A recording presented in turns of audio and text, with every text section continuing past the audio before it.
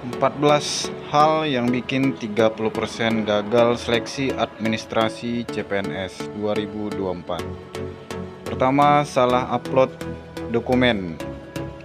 Jadi untuk dokumen pastikan semuanya sesuai dengan yang diminta oleh instansi yang kita lamar.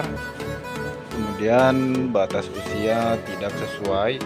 Jadi setiap instansi itu berbeda-beda. Ada yang maksimal 28 tahun, ada yang maksimal 35 tahun. Jadi untuk Kemenkumham, Polsuspas itu maksimal 28 tahun. Untuk pengelola penanganan perkara, penjaga tahanan kejaksaan itu maksimal 35 tahun. Jadi sesuaikan dengan usia teman-teman.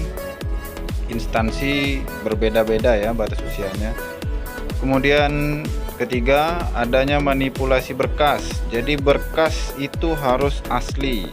Contoh, kalau misalnya diminta berkas persyaratan komputer, sertifikat komputer yang ada nomor serinya, itu harus yang asli ya, jangan sampai diduplikat ataupun dibuat sendiri ya teman-teman. Kemudian e-materai tertimpa tanda tangan. Yang keempat ya, e-materai itu tidak boleh tertimpa. Untuk e-materai itu bukan materai yang dijual di kantor pos ataupun di toko-toko yang lain. E-materainya harus elektronik ya, nanti ada link untuk membeli e-materainya. Harus materai elektronik dan tanda tangan tidak boleh kena. Jadi e-materai di kiri, tanda tangan di kanan. Kemudian yang kelima, tidak boleh menjadi anggota partai. Yang keenam, salah ketik identitas di web dan surat. Jadi identitas wajib sesuai ya sama dokumennya. Kemudian yang ketujuh, surat lamaran tidak sesuai ketentuan. Untuk surat lamaran tidak sesuai ketentuan ya, jadi surat lamaran itu nanti di webnya. Jadi webnya nanti kita download di sana atau diunduh di sana. Setelah kita unduh surat lamarannya nanti di web instansinya masing-masing, baru kita isi ya. Jadi dia tidak boleh kita buat lamaran sendiri, ada di webnya.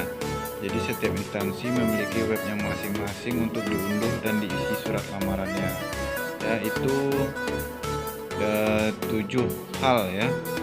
Kemudian yang kedelapan itu surat sehat harus dari rumah sakit pemerintah atau rumah sakit umum ya, jangan kemana-mana. Jadi pengalaman saya itu surat sakitnya harus di rumah sakit pemerintah.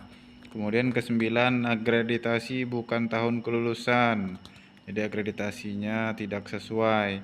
Kemudian tujuan surat lamaran salah, jadi tujuannya itu pastikan surat lamarannya instansinya harus benar, jangan sampai salah ya tujuan kita kemana.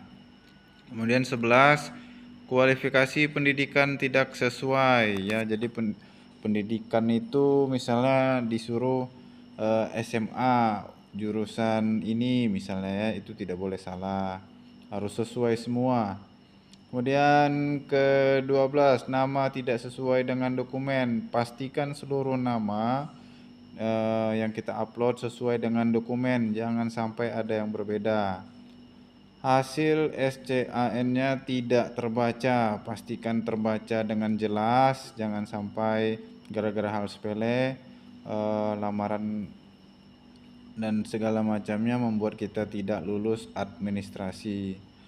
Hasil SCAN tidak lengkap, jadi pastikan seluruhnya itu harus lengkap. Jadi setelah lengkap semua, buat teman-teman tinggal menunggu hasil kelulusan administrasi. Semoga semua ini bermanfaat dan pastikan semuanya harus benar, jangan sampai gara-gara hal kecil membuat teman-teman gagal di seleksi administrasi. Semoga buat teman-teman semua berhasil. Assalamualaikum warahmatullahi wabarakatuh.